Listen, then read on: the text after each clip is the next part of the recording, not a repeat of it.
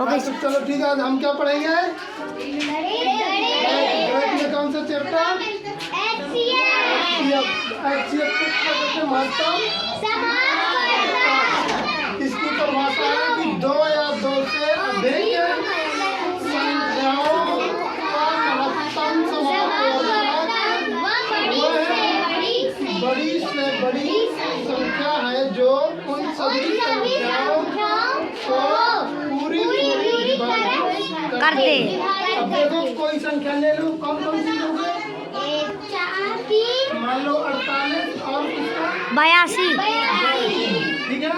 इसका महत्तम समापवर्तक कैसे ज्ञात करते हैं? तो इसको काटेंगे पहले दो से, तो दो दूनी 4 चार दूनी 8 फिर दो से दो का नाम 2 4 दो से काटोगे तो 6 दूनी 12 फिर दो से काटोगे 3 दूनी 6 फिर 3 से काटोगे तो 1 अब इसमें चलो, दो से काटोगे तो दो 4 दूनी 8 और ये दो का नाम 2 दो। और ये नहीं कटेगा ना? नहीं। दो से नहीं काटेंगे, ये किसी से नहीं कटेगा क्योंकि ये अभाज्य संख्या है, ये 41 से ही कटेगा। ठीक है जी इसमें अब क्या करते हैं? जोड़ी बनाते हैं, पता है ना? जी सर। पहले इसका लिखेंगे 2 गुणे 2 गुणे 2 गुणे 2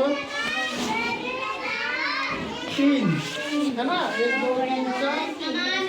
अब नीचे करोगे 2 गुणे 41। अब इसमें किसकी बनती है? 2 की। तो इसका महत्तम कितना हुआ? 2। अब देखो भाग विधि से कैसे करते हैं?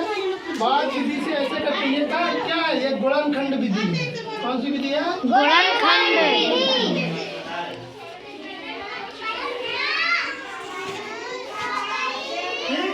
अब देखो भाग विधि में कैसे निकालते हैं? भाग विधि में छोटी संख्या का बड़ी संख्या में क्या करते हैं? भाग देते हैं। अब देखो भाग दो किसमें? 48 का भाग दोगे किसमें? 82 में। जब तक शेष पर 0 आ जाएगा तो समझ जाओगे कि यही इसका महत्तम समापवर्तक है। 48 के इसमें भाग दोगे तो एक बार जाएगा, यहाँ 48 में तो घटाओगे, इससे 8 ले गए, 12 में 8 गए 4 4, ये 7 में 4 गए 3 अब 34 का भाग 48 में लगाओगे, 48 आ गए ना? कितनी बार भाग जाएगा? एक बार। सर जी ज्यादा हो जाएगा। 34 सर ज्यादा नहीं हो जाएगा? नहीं, एक बार जाएगा ना, कहाँ ज्यादा होगा? सर जी 34 और 48 ज्यादा नहीं हो जाएगा? नहीं, वो सही है ना। 34 में 48 सर जी ज्यादा नहीं हो जाएगा? हाँ तो एक बार भाग चला जाएगा ना इसमें। ठीक। घटाओगे, इसमें घटाना, 8 में 4 गए 4, ये बचा 1 14। अब 14 का भाग 34 में देखो, इस तरह करते जाते हैं। मतलब जो भाजक होता है इसमें भाग जब तक देते हैं तब तक शेष पर 0 ना आ जाए, है ना? तो देखो 0 करो। अब इसको इसका भाग कितने में दोगे? 34 में अब दोगे तो 14 दूनी 28। 28। कितना बचेगा? 4 बचेगा ना? जी सर। 4 नहीं 6 बचेगा। इसमें 14 में 8 गए 6। अब 6 का बाद किसमें दोगे? बताओ। 14 में। हाँ सही है। 6 का भाग तुम 14 में दोगे तो कितनी बार भाग जाएगा? 2 बार। 6 दूनी 12। कितना बचेगा? 2। अब देखना, अभी आप किसमें भाग दोगे? अब 2 का भाग 6 में। तो 3 दूनी 6। देखो ये शेष पर 0 हो गया ना? हमने क्या कहा था? जब शेष पर 0 आ जाएगा तो वही उसका महत्तम समापवर्तक है। तो ये 2 निकल के आ गए ना? अब कोई शेष पर नहीं बचा। जब तक भाग विधि में भाग देते जाते हैं जब तक कि शेष पर 0 ना आ जाए। ठीक है। अब देखो एक उदाहरण और देते हैं। इसी दूसरा देखना,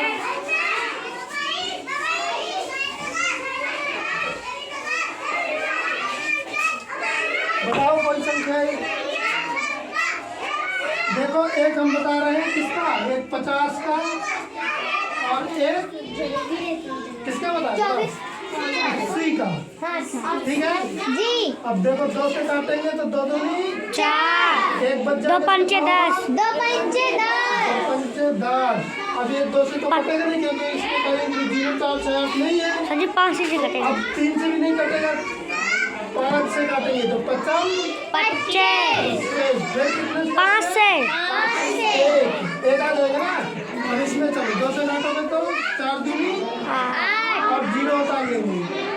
इसमें दोगे तो 20 दूनी 40, 10 दूनी 20, 10 दूनी 20, 5 दूनी 10, 5 दूनी 10, 5 एक कम 5, 5 से कम 5 दूनी 10, 10 दूनी 20, 20 दूनी 40, 40 दूनी 80। 2 गुणे सर जी 80 आएगा इसका आंसर। 5 गुणे 5 इस तरह लिख दिया ना। 55, 25, 25 दूनी 50। 2 गुणे इस तरह, ठीक। अब देखो इसमें किसकी जोड़ी बनेगी? 2 की और 5 की। 5 की, 2 की बन रही है ना, तो इसका मान तुम सॉल्व करते कितना आएगा? 2 गड़े 5 दूनी 10। 10 आ रहा है ना जी। देखना भाग विधि, देखना भाग विधि को 50 का भाग किसमें देंगे? 80 में। 2 50 का भाग 80 में 50 एक बार 50 घटेगा, कितना बचेगा? 30। 30 का भाग किसमें देंगे? 50 में। एक बार भाग जाए कितना बचेगा? यहाँ 30 घट के कितना बचेगा? 20 बचेगा ना। 20 का भाग 30 में। हाँ 20 का भाग अब देंगे 30 में, तो 2 तो कितनी बार 20 अब 10 बचेगा। 10 का भाग कितना देंगे? 20 में। पूरा चला गया ना। 10 दूनी 20। अब कुछ नहीं बचा ना शेष पर।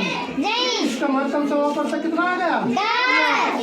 ये अब देखो ये बराबर है ना जी, तो हमारा महत्तम समापन सही है। ठीक है, बन गया ये जी करोगे? जी। चलो ठीक है। बंद कर दे सर। सर जी पूरी की काटेंगे।